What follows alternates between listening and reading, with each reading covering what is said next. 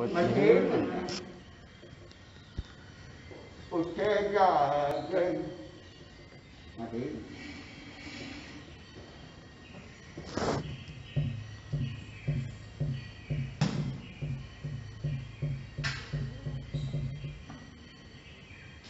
Nam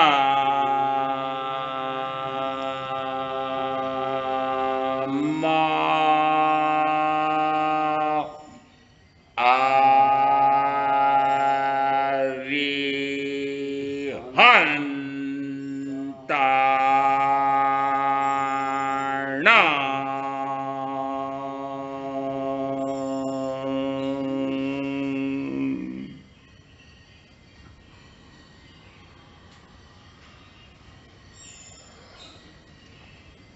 mô Nam mô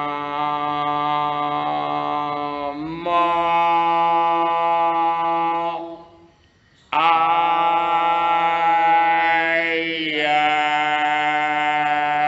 Di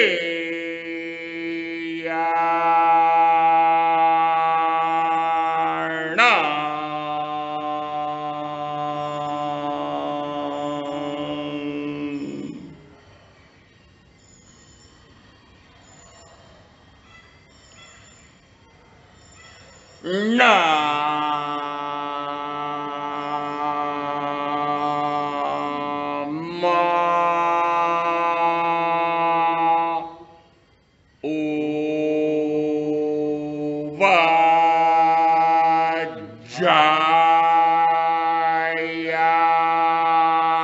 Nam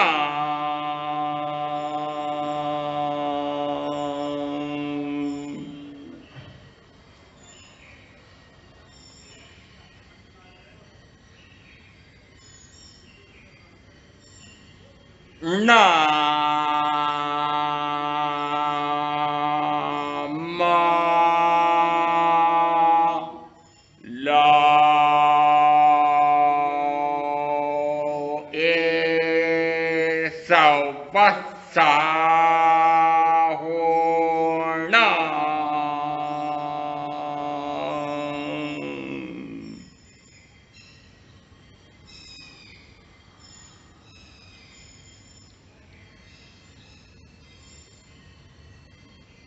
e so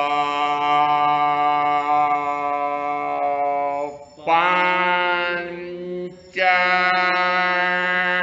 nam ma ca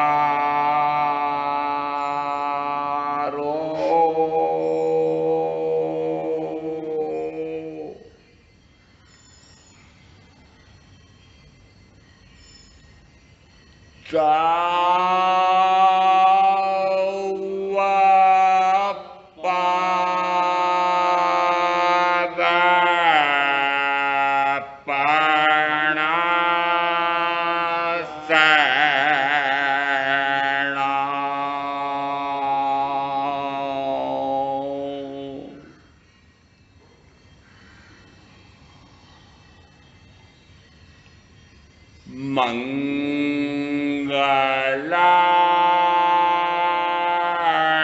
Nam cha sâu về xem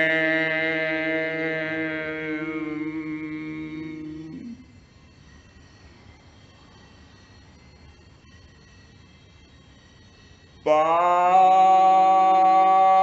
đa ma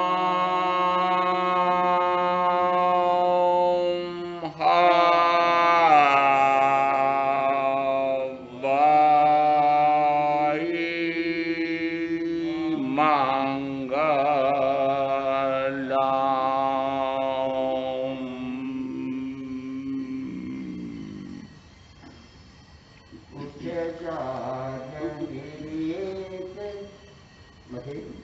उत्तरायण सूत्र के 28वें अध्ययन में प्रथम और द्वितीय गाथा की चर्चा प्रारंभ हुई है। मक्ख मग्ग गैम तच्चम सुनेह जिण भाष्यम चौं कारण संयुक्तम नाण दंसन लक्षणम नाणम च दंसनम चेव चरितम च तवोतः ऐस मुग्गुत्ति पणत्तो जिणेह मर वदंसीम।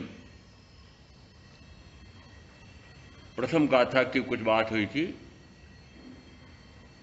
कि मोक्ष मार्ग में गति कैसे हो, गति कैसे तीव्र से तीव्रतर हो जाए, कैसे इस गति से, चारों गतियों से मैं मुक्त हो जाऊं, ऐसी मोक्ष गति।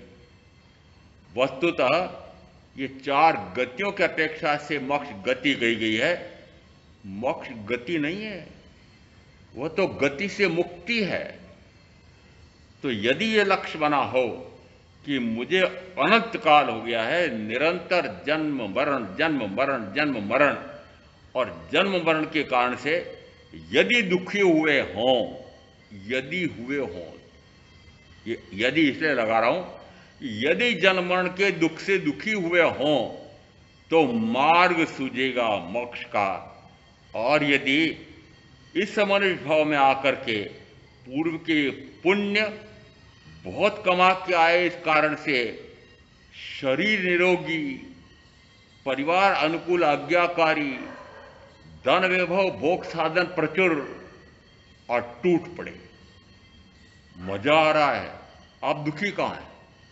मजा आ रहा है, आप वास्तुतः इन पांच इंद्रियों के भोगों का रस मग्न होकर के ले रहे हैं, चक करके ले रहे हैं। इसका अर्थ है कि दुखी नहीं है। जो जो इस प्रकार से दुखी हुआ हो उसी के लिए मुक्ति का मार्ग है। जैसा मानता हो कि मुझे तो कोई दुख नहीं है, यदि ये मानते भी हो कि कोई दुख नहीं है, अपेक्षा से कहा जाता है कि चार गतियों में दो दुर्गति नरक और तिर्यक, दो सुगति मनुष्य और देव, पांचों इंद्रियों के सर्वाधिक सुखों की अपेक्षा से देव देवेंद्र के देवियों के सुख मनुष्यों की तुलना में असंख्यात गुना। और अभी देवों का यदि हिसाब लगाएं तो सबसे ऊंचा 26वां देवलोक सर्वार सिद्धि का विमानवासी, उसको कितने सुख, कितने काल तक, कि 33 सागरोत्तम निरंतर पांचों इंद्रियों के सुख उसके हाथ में उपलब्ध है। क्या भोगता है? क्या भोग करके मजा लेता है? यदि भोग साधन मिले हैं तो भोग साधन का भोग तो करता ही होगा।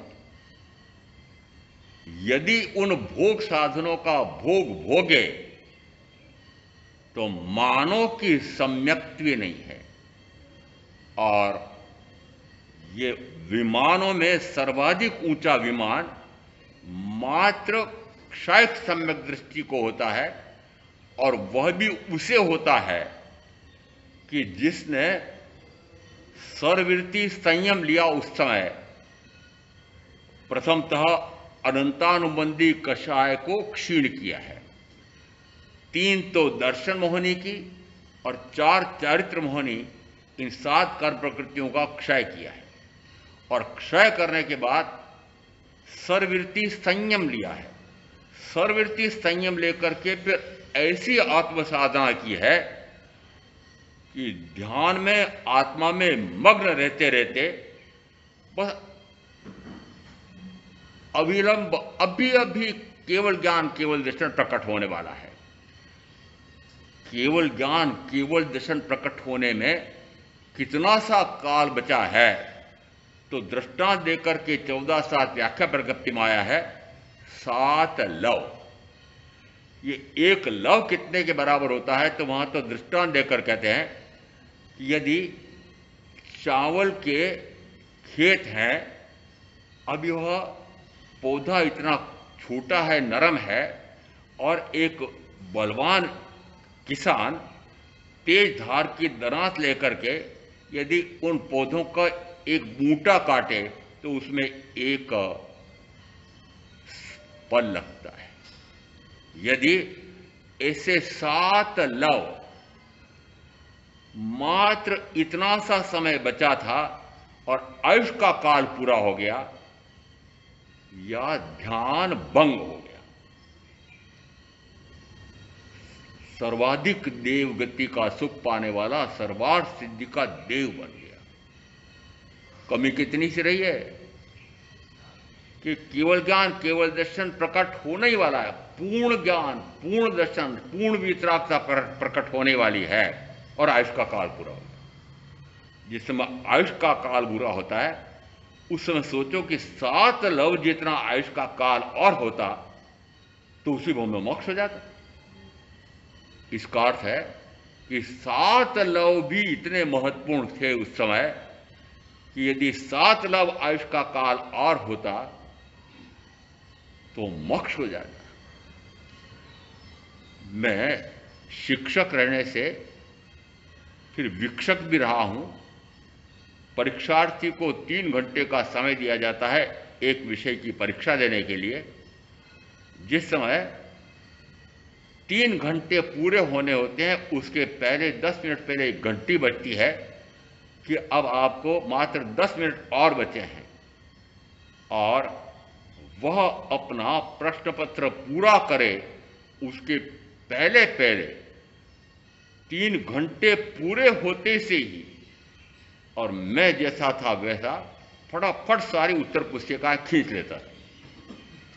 मात्र पूरा समीकरण हल कर दिया है, निष्कर्ष निकाल कर देना था, हाँ ना करना था। क्या दुष्ट व्यक्ति है ये विक्षक कि मेरी उत्तर पुस्तिका छून ली। ये क्या दुष्ट है आयुष कर्म कि मुझे जो समय मिला था उसको छीन लिया। नहीं छीना, काल उतना ही था, परंतु पहले प्रमाद में खोया, और फिर जब प्रमाद टूटा तो सर्ववृत्ति संयम लिया, और सर्ववृत्ति संयम लेने के बाद भी प्रमाद रहा है। जिस समय प्रमाद होता है उस समय याद करो कि ऐसा करते करते यदि आयुष का काल पूरा हो जाएगा तो फिर क्या दुर्गति होगी। क्यों? क्योंकि प्रमाद है। तो प्रमाद को क्या कहा, प्रमाद किसे कहा, अप्रमाद कैसे कहा। जितना जितना शरीरी भाव है वह प्रमाद है। शरीर भाव का अर्थ क्या? शरीर के प्रति भाव आ रहा है, शरीर मैं हूं, मेरा ऐसा भाव। इस शरीर का पोषण करूं, खिलाऊं पिलाऊं, बलिष्ठ पुष्ट करूं, इस प्रकार का भाव। शरीर का पोषण करूं, बलिष्ठ पुष्ट करूं, ये शरीरी भाव कहलाता है। आत्मभाव क्या है? निरंतर अपने आप को जानना, अपने आप को देखना, अपने आप में रमना। जिस समय निरंतर अपने आप का जानना, देखना, अपने आप में रमना होता है उस समय अप्रमत्त भाव और शरीरी भाव होता है। और जिस समय मात्र शरीर पर दृष्टि है उसमें कहा जाता है वह शरीरी भाव है, प्रमाद है। जो जो आप अभी वर्तमान में कार्य कर रहे हैं, आप अपने दिन रात का 24 घंटे का लेखा करना। आपके 24 घंटे, 1-8 घंटा सामायिक का प्रवचन श्रवण का छोड़ दो, 24 घंटे आप निरंतर शरीरी कार्य में लगे रहते हैं। जितनी आपकी दैनिक चर्या है वह शरीर की क्रियाओं के इर्द गिर्द घूमती है, शरीर के इर्द गिर्द घूमती है। मूल में शरीर है, और फिर जो आप 24 घंटे काम कर रहे हैं वे सारे काम शरीर से, पुद्गल से, पौद्गलिक शरीर से जुड़े हुए हैं। और यदि सारी गतिविधियां आपकी पौद्गलिक हो रही है तो निश्चित मानना कि फिर पौद्गलिक 7-8 प्रकार के कर्म का बंद होगा। क्योंकि आपने संबंध किससे किया? तो प्रथमतः संबंध किया है इस शरीर से। शरीर से संबंध मानते से ही फिर शरीर को सुख पहुंचाने वाले शरीर के साथ जुड़ी 5 इंद्रियों को पुष्ट करने वाले, संतुष्ट करने वाले जो जो परिजन परिजन मिलते हैं वे मैं हूं, मेरे हैं, ऐसा भाव करते से ही जैसे इस शरीर के साथ जुड़ी 5 इंद्रियों के भोगों में पूर्ति करने वाला व्यक्ति मिला तो उसके प्रति प्रीति, राग, स्नेह, प्रेम,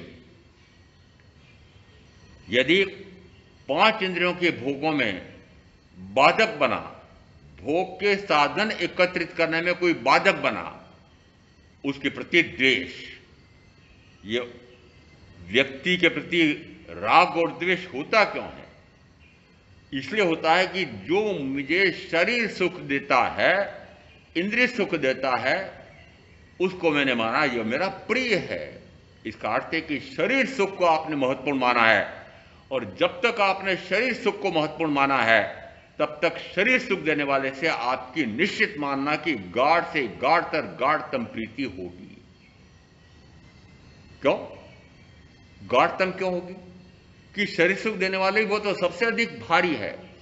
प्रीतमा शरीर सुख, इंद्रिय सुख, 5 इंद्रिय सुख, 5 इंद्रिय का सुख देने में भरपूर सहयोगी हो रही है। उसी प्रकार से प्रीतम, उस प्रीतमा के 5 इंद्रियों के भोगों में, सुख में निरंतर सहायक हो रहा है।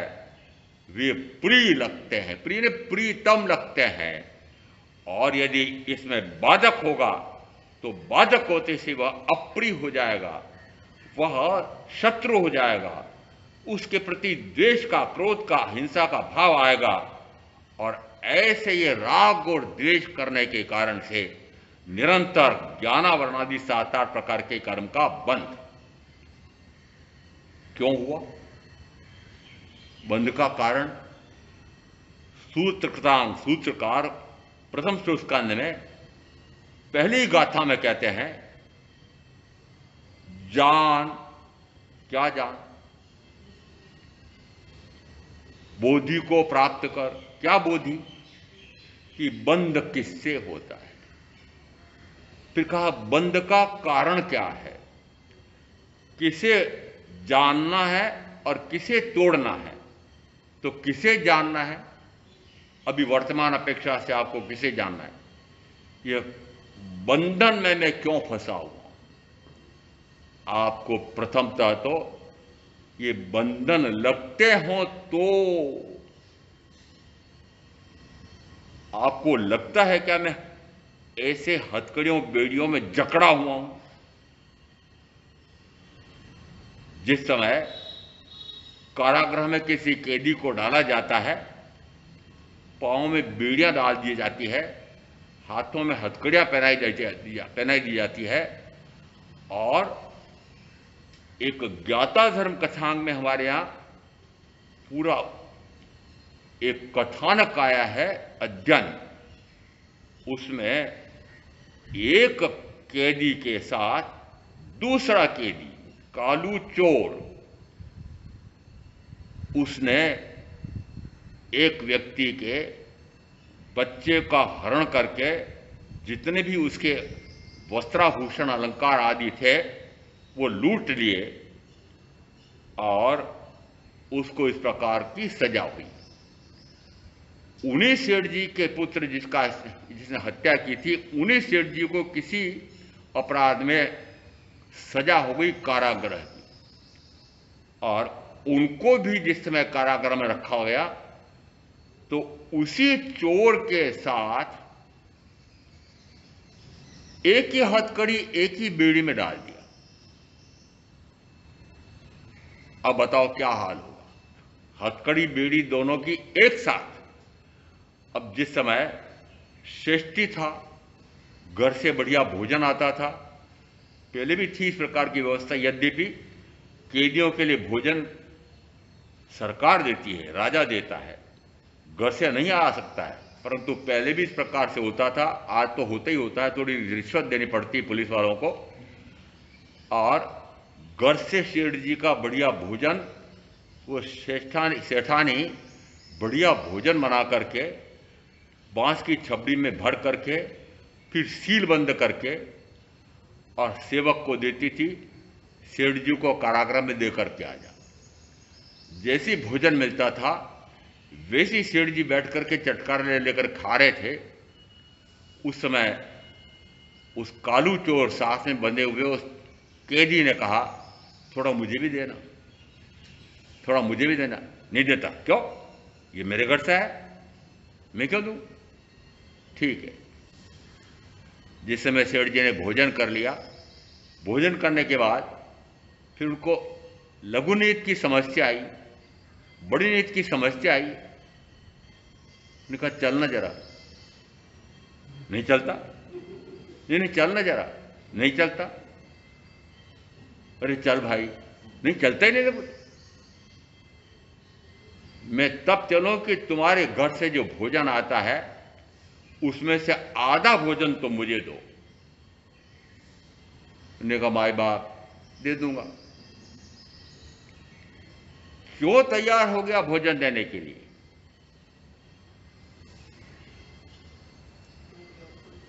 अपने बेटे के हत्यारे को भोजन देने के लिए तैयार क्यों हुआ? यदि ऐसा न करे तो उस शरीर के कार्य में भी वह बाधक बन रहा है। शरीर के अनिवार्य कार्य में भी वो बाधक बन रहा है। इस कारण से समझौता किया कि अच्छी बात है, मैं आधा तुझे दे दूंगा। जिस समय वह कारागृह से मुक्त होता है, सारे परिजन प्रसन्न होते हैं, परंतु वो पत्नी मुंह मोड़ करके रुष्ट होकर के बैठी हुई थी। बात क्या है? रुष्ट इसलिए थी कि मेरी बेटी की हत्या करने वाले उस हत्यारे को तुमने मेरा बढ़िया बनाया भोजन दिया। क्या करता मजबूर था, क्या करता मजबूर था। यदि नहीं देता तो वह मुझे लघु नीति बड़ी नीति के लिए भी चलने को तैयार नहीं था। इस कारण से मुझे देना पड़ा। यदि यह कथानक ज्ञाता धर्म कथांग में है, अंग सूत्र में है, तीर्थंकर महावीर द्वारा प्रतिपादित है, पर मैं कहूं कि यह कल्पित कथा है। पूरी महावीर कल्पित बातें बोलते हैं। महावीर कल्पना करके बोलते हैं। असत्य बोल रहे हैं फिर तो। कल्पना है तो कल्पना नहीं है, मात्र संयमी साधु साधियों को बोध देने के लिए यह कथा कही है। क्या कथा हुई? कथा यह हुई कि यदि तुम शरीर को भोजन न दो तो फिर यह शरीर अड़ जाएगा। जिस समय मैं उग्र विहार करने वाला रहा हूं, 6-7 किलोमीटर प्रति घंटे की गति और तेजी से चलने वाला, जैसे मैं विहार करने के लिए तैयार हुआ, ये पांव कहते हैं मेरे से नहीं चला जाता, घुटना कहता है मैं नहीं चलता। फिर जिस समय मुझे विहार करना होता है, फिर इसको पंपोड़ता हूं। फिर जिस समय शरीर बाधक बन रहा होता है, उस समय इसको कहता हूं अच्छा थोड़ा भोजन कर ले। क्यों देता हूं इसको भोजन? क्यों देता हूं कि प्रथमतः मेरी आत्म साधना में वर्तमान अपेक्षा से यह शरीर साधक है। शरीर की अनिवार्य क्रिया करना है। अनिवार्य क्रिया 6 कारण ऐसे आए हैं स्थानांत सूत्र के 6 में कि संयमी साधु साध्वी भी आहार लेकर भगवान की आज्ञा का अतिक्रमण नहीं करता है। इसका अर्थ है कि यदि क्षुधा वेदनी सता रही है और उससे रहा नहीं जा रहा है, और यदि वह शरीर को भोजन न दे तो शरीर क्रश कमजोर हो जाता है। आप चलते समय आंखों के सामने अंधेरा आता है, इरिया समिति का पालन कैसे करेगा, दूसरों के वैयावच कैसे करेगा? ऐसे कारणों से शरीर को भोजन दे। इसका अर्थ है कि मात्र शरीर को टिकाए रखने के लिए आहार दूं। शरीर कार्य मैं भी कर रहा हूं, शरीर कार्य मैं भी कर रहा हूं, पर क्यों कर रहा हूं? कि मात्र यह मेरे आत्म साधना में अड़ न जाए। ये तो पुद्गल है, ये कैसे अड़ सकता है? अड़ता है जिस समय रोगी हो जाता है, जिस समय कोई अंग शिथिल हो जाता है, कोई अंग रोगी हो जाता है, उस समय मेरा ध्यान उसके माध्यम से होने वाली वेदना पर जाता है। जब सहा नहीं जाता हो तो आर्ध्यान होता है। इसका अर्थ है कि उस आर्ध्यान को रोकने के लिए मैं इस शरीर को टिकाए रखने के लिए आहार दूं। सेठ जी मजबूरी में आहार दे रहे थे, उसी प्रकार से दृष्टा देकर समझाया महावीर ने अपने साधु साध्वियों को कि तुम भी उसी प्रकार से आहार दो जैसे मजबूरी में वे सेठ उस कालू चोर को, कालू चोर यानी कौन? ये काला कलूटा शरीर। चोर कैसे? चोर कैसे कि कोई न कोई मैंने अपराध किया है, भयंकर से भयंकरतम अपराध किया है, मैंने ज्ञानावरणादि 7-8 प्रकार के कर्म का बंध किया, उनमें से 4 घाती, ज्ञानावरणी, दर्शनावरणी, मोहनी, अंतराय, क्रमशः मेरे ज्ञान, दर्शन, सुख, वीर नाम के निज गुणों में घात करने वाले, हानि करने वाले। फिर 4 कर्म और हैं, यद्यपि उनका नाम दिया अघाती। अघाती का अर्थ यह कि मेरे निज गुण में हानि नहीं कर सकते, निज गुण में हानि नहीं कर सकते। इसका अर्थ है कि निज गुण में हानि न करे, उसे ही अघाती कहा है। और पहले समझ लें कि यदि 9 वर्ष में कोई दीक्षा ले और 2 घड़ी में केवल ज्ञान, केवल दर्शन प्रकट हो जाए और आयुष बांधी हो 1 करोड़ पूर्व की, तो कहा देशों कोटि पूर्व तक ये चारों अघाती पड़े रहे तब भी उनके अनंत ज्ञान, अनंत दर्शन, अनंत सुख, अनंत वीर में बाधक नहीं बनते। इसका अर्थ है कि नाम जिसके फलस्वरूप ये शरीर की रचना हुई है, गोत्र जिसके कारण से इसको सम्मान या असम्मान से पुकारा जाता है, आयुष जिसके कारण से इतने काल तक मुझे इस शरीर के साथ रहना है, वेदनी की जो मैंने पूर्व में दूसरे जीवों को मुख्यतः सुखी करके या दुखी करके या वस्तुतः रागादि करके जो मैंने इस प्रकार के विकार के भाव किए, उसके कारण से ज्ञानावरणादि 7-8 प्रकार के कर्म का बंध होता है। अब इस प्रकार के कर्म के बंध में, बंटवारे में 5 ऐसे कर्म हैं कि जो निरंतर बंधते हैं। आपसे पूछ लेते हैं गिनती, 8 में से 5 कर्म ऐसे कौन से हैं कि जो निरंतर प्रति पल बंधते रहते हैं?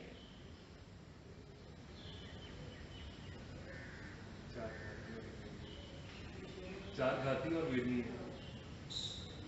4 घाती, अंशुल भाई ने उत्तर दिया 4 घाती और एक वेदनी, ये निरंतर बनते रहते हैं।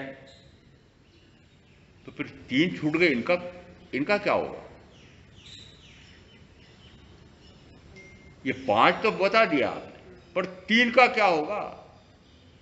नाम, गोत्र और आयुष, ये निरंतर नहीं, मात्र जिस भाव में जो जीव है उसी भाव में अगले भाव का आयुष कर्म का बंध होता है।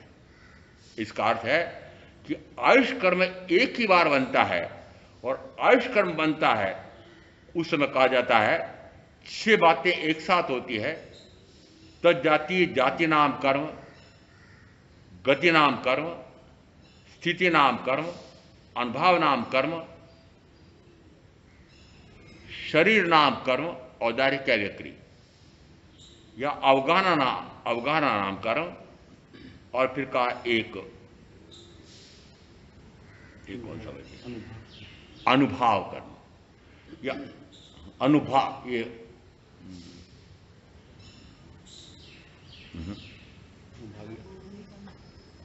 कौन से कर्म? 8 प्रकार के ये जो कर्म हैं, उनमें से कल संदर्भ आया था कि आयुष कर्म मात्र, संदर्भ किसका है आपको याद है तो हो, मैंने कहा हमारे यहाँ वर्णन मिलता है कि वर्तमान के जितने भी इस 24 के तीर्थंकर हुए हैं, ये पूर्व के सारे देवगति से आए हैं और इन्होंने देवगति के पूर्व के भाव में ये क्षायिक सम्यक दर्शन प्रकट किया था। और क्षायिक सम्यक दर्शन प्रकट होने के बाद ही यदि तीर्थंकर नाम कर्म के 20 बोलों की आराधना हो जाए, एक की या अधिक की, तो तीर्थंकर नाम कर्म का, गोत्र कर्म का बंद होता है। अब यहां तीर्थंकर नाम कर्म भी है, तीर्थंकर गोत्र कर्म भी है। तीर्थंकर नाम कर्म की प्रकृतियों में सर्वोत्कृष्ट है, परंतु उत्तरार्जुन सूत्र के 29वें अध्ययन में वैयावृत्ति का फल आता है तीर्थंकर नाम गोत्र कर्म। इसका अर्थ है कि तीर्थंकर नाम कर्म, तीर्थंकर गोत्र कर्म, ये पूर्व के भाव में बंधता है। किसके साथ बनता है? आयुष के साथ। इस भाव की आयुष पूर्व में बांधी थी।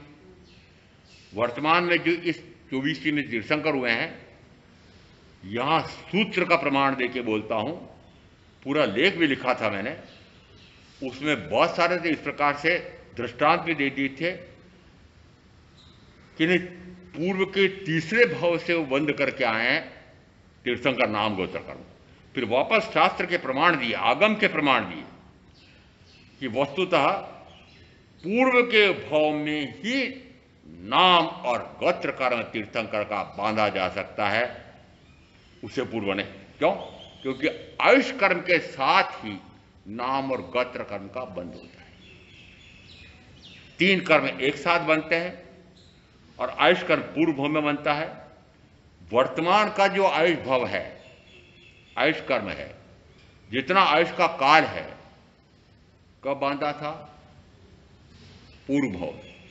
इससे पूर्व के भाव में बांधा था। वो कितना बांधा था पता नहीं। क्यों? इतने बड़े बड़े ज्योतिषी बैठे हुए हैं, लाखों करोड़ों रुपए आपके पास हैं, पता लगा लो ना कि तुम्हारी इतनी आयुष है। यदि बड़े से बड़ा ज्योतिषी भी हो, गणितज्ञ ज्योतिषी हो, तब भी अनुमान है। क्या बताएगा वो? अनुमान है। इसका अर्थ है कि वस्तुतः कोई आयुष बता दे, मात्र केवल ज्ञानी बता सकते हैं और कोई नहीं बता सकता। इसका अर्थ है कि जिस समय मैंने एक आयुष कर्म बांधा था, निश्चित है कि जो मैंने बांधा था उतना ही इस भाव में रहेगा। जितना काल मैंने बांधा था इस भाव में उतना ही रहेगा। और अभी यदि आपने, अभी सबने स्वीकार किया कि पता नहीं कि वो कितना आयुष का काल है, सब बोल रहे हो कि आयुष काल कितना है पता नहीं। अरे सभी बोल रहे हो क्या? फिर 5 इंद्रियों के भोगों में रसमग्न होने के लिए भोग के साधन एकत्रित करने में इतना अमूल्य आयुष का काल कैसे व्यतीत कर रहे हो? आपको लगता है कि अभी तो जीना है बरसों, और ज्ञानी को लगता है कि न जाने किस क्षण यह आयुष का काल पूरा हो जाएगा। निरंतर उसको ध्यान में रहता है। मैं कुछ मुहावरे रूप में कहता हूं कि जिस समय प्रमाद आने लगे उस समय सामने कालचंद को बिठाओ। प्रमाद आने लगे, जिस समय साधना में प्रमाद आने लगे उस समय सामने किसको बिठाओ? कालचंद को। सामने बैठा है, न जाने कब झपट लेगा, न जाने कब आ जाएगा। मानो, निश्चित मानना कि काल अचानक ही धमकता है। पुराने साधु तो कहते हैं, मुझे ज्ञात नहीं है, आयुष का काल भी सूचना दे दे करके आता है। सूचना कैसे देता है? सूचना देता है बाल सफेद हो रहे हैं, सूचना दी ना? अरे सफेद बालों बताओ, सूचना दी कि नहीं दी? क्या उस सूचना को लेकर के आप सजग रहे? वो सूचना बता रही है कि बुढ़ापा आ गया है, उससे भी समझ में नहीं आया। दांत तोड़ देता है, दांत गिरने लगते हैं, उससे भी समझ में नहीं आया। हड्डियां चढ़मड़ करने लगती है, दर्द करने लगती है, शरीर क्रश होने लगता है, जर्जर होने लगता है, फिर भी नहीं संभले। इसका अर्थ है कि एक अपेक्षा से तो यह काल भी मुझे बता रहा है कि वर्तमान जो काल आया है वयोवृद्धावस्था, मेरे लिए पता नहीं मैं क्यों कहता हूं ऐसा, वयोवृद्धावस्था। क्या वयोवृद्धावस्था अचानक आ गई? नहीं, एक एक पल व्यतीत होते होते आई है। इसका अर्थ है कि युवावस्था भी थी, फिर प्रौढ़ावस्था भी आई थी, फिर प्रपौढ़ावस्था भी आई थी, और अचानक सूत्रकार कहते हैं कि काल बीता चला जा रहा है, यौवन तेजी से पार हो रहा है। हे जीव, सावधान हो जा कि यौवन तेजी से पार हो रहा है। काल ये तेजी से पार हो रहा है। काल तेजी से भी पार होता है, काल मंदता से पार होता है, ऐसा कैसे हो जाता है? मुझे पता नहीं क्यों दृष्टांत याद रहते हैं। जिस समय सुहाग रात थी, 12 घंटे की रात्रि,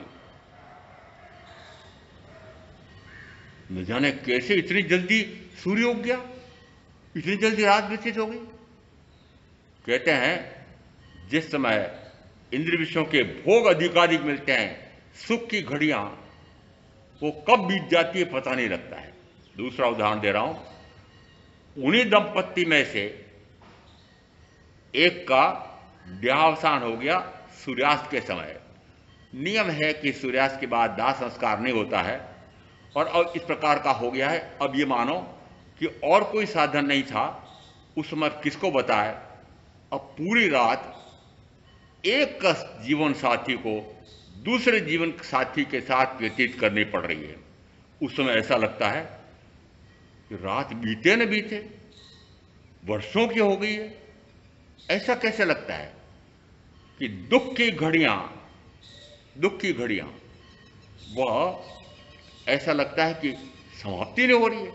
सुख की घड़ियां ऐसा लगता है इतनी जल्दी समाप्त हो गई। तो जो जो पूर्व के भाव में, वर्तमान के भाव में भी पुण्य बांध करके आए हैं, उनको पांचों इंद्रियों का चक्कर के सुख का भोग मिल रहा है, अच्छा लगता है। वो सुख की घड़ियां बड़ी आसानी से व्यतीत हो जाती है। क्यों कहा जाता है कि देवों की इतनी लंबी आयु होती है तब भी वो घबराते नहीं है? क्यों? वो इतना काल, जिस समय प्रथमतः वह देव वहां पर जन्म लेता है, उसको हमारे यहां कहा है कि वह उत्पाद होता है। तो उत्पत्ति होती है, तो जिस समय उत्पत्ति होती है तो एक सेज सजी हुई है। कैसी सेज होती होगी? तो कल्पसूत्र में दृष्टा माता की सेज का वर्णन आया है। मान लो इसी प्रकार के सेज सजी है, एक बढ़िया मखमली चादर बिछा हुआ है। अचानक वो चादर ऊपर उठती है, और ऊपर उठते उठते थोड़ी समय में एक 32 वर्ष का नौजवान सर्वांग सुंदर देव निकल करके आता है। जैसे वह देव उत्पात हुआ, वैसे ही 32 देवियां आ करके उसको ललचाती हैं भोग भोगने के लिए। जिस समय ऐसे 32 अप्सराएं आकर के उसको भोग भोगने के लिए आकर्षित कर रही हैं, तो निश्चित रूप से वह आकर्षित होता होगा। क्योंकि वर्तमान के आपके प्रमाण से आप जानो कि यदि इस प्रकार से भोग के साधन अच्छे मिलते हों तो तुरंत आकर्षित होते हैं। और मैं तो साफ कहता हूं, भोग बड़े आकर्षक होते हैं, भोग बड़े आकर्षक हैं। और उसको फिर शास्त्रकार किंपाक फल के समान दृष्टांत देते हैं कि किंपाक फल बाह्य में, वन में ऐसा सुंदर दिखाई देता है, और मनुष्य ललचा जाता है, तोड़ता है, खा लेता है, परंतु उसके अंदर जहर भरा हुआ है, मृत्यु हो जाती है। किंपाक फल और ये 5 इंद्रियों के सुख एक समान मानना कि जैसे ही किंपाक फलों का सुंदर परिणाम नहीं होता, वैसे इन भोगी भोगों का हितकर परिणाम नहीं होता। इन भोगी भोगों का परिणाम हितकर होगा नहीं। यदि 5 इंद्रियों के सुख आपको पुण्य के फल से मिले हैं, यदि पुण्य का फल भोगे तो कर्म बांधे, पुण्य के फल को छोड़े तो संवर में जाकर के विरक्ति में जाता है। जो सर्ववृत्ति संयमी संयम लेते हैं, पुण्य के फल से वर्णन मिलता है। मनुष्यों में सर्वाधिक पुण्य इसको मेरा कहा जाता है कि 6 खंड के अधिपति चक्रवर्ती को सर्वाधिक सुख मनुष्य की अपेक्षा से मिला हुआ है। 64,000 अप्सरा जैसी रानियां हैं, कितना सुख है आपकी अभी एक एक की तुलना में देखना। एक एक ही है, एक से अधिक है क्या? अरे एक एक ही है, छोड़ी जा रही है। अरे वो पूछ रहा हूं छोड़ा जा रहा है, वो एक एक भी छोड़ा जा रहा है। पुराने साधु कहते थे अरे एक छोड़ो तो 32 मिलेगी, एक छोड़ो तो 32 मिलेगी। यानी एक छोड़ो का अर्थ है कि ब्रह्मचर्य ग्रहण करो तो तुमको इस प्रकार का बंध बढ़ेगा कि देवगति में जाओगे, वहां पर 32 मिलेगी। इसका अर्थ है कि देवगति में जब जाता है और अज्ञान और मिथ्यात्व जब जाता है पुण्य के फल से, उस समय वह चक करके भोगता है और अनंत कर्म बांध करके फिर भटकता फिरता है।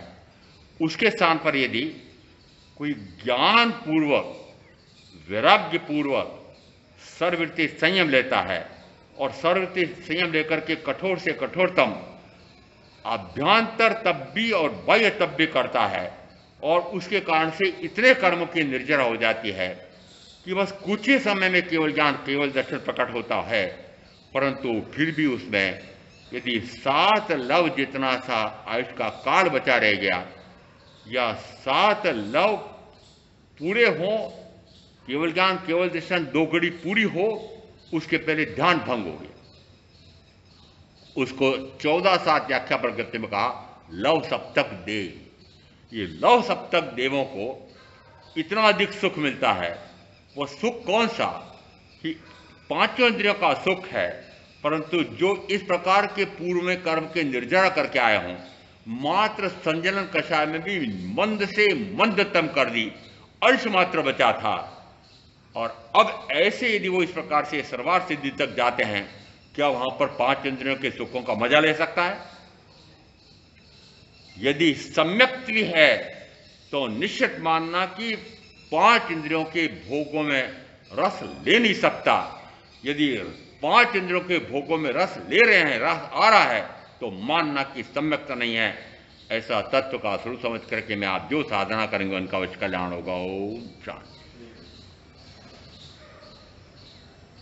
गुरुदेव क्या गया? चत्तारि मंगलाम अरिहंता मंगलाम सिद्धा मंगलाम साहू मंगलम केवली प्रणतोधम मंगलम। चत्तारि लोगुत्तमा अरिहंता लोगुत्तमा सिद्धा लोगुत्तमा साहू लोगुत्तमा केवली प्रणतोधम लोगुत्तमा। चत्तारि शरणपवज्जामि अरिहन्ते शरणपवज्जामि सिद्धे शरणपवज्जामि साहू शरणपवज्जामि केवली प्रणतम धम्मम शरणम पवज्जामि। 4 मंगलिक, 4 उत्तम, 4 शरणा, और शरणा नहीं कोई जो भव्य प्राणी आदरे तो अक्षय अमर है।